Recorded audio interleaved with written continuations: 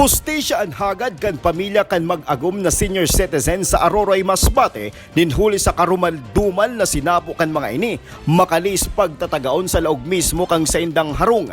Sigun sa report, nabisto ang mga biktimang sina Rubion Arsiete, 75 anyos, asin ang agum kaini na si Corazon Arsiete, 69 anyos, residente kan nasabing lugar. Nagluluwas sa buot sa investigasyon kan Aroroy Municipal Police Station na nadukay na sanakan sa indang mga aki asin mga makuapo na mayo na nimbuhay an mag-agom asin nagkakarigos na sa sadiring dugo mantang tadtad ning tama an sa indang lawas.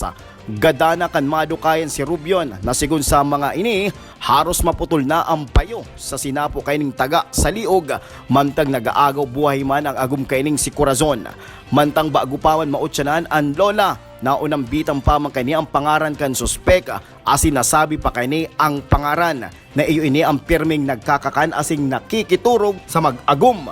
Nagdulag ang suspek makalis ang nasabing krimen mantang kasumpay kaini nagpapadagos man ang investigasyon kang mga otoridad kung ano ang naging motibo kan krimen kung taano ini nagibo kang suspek.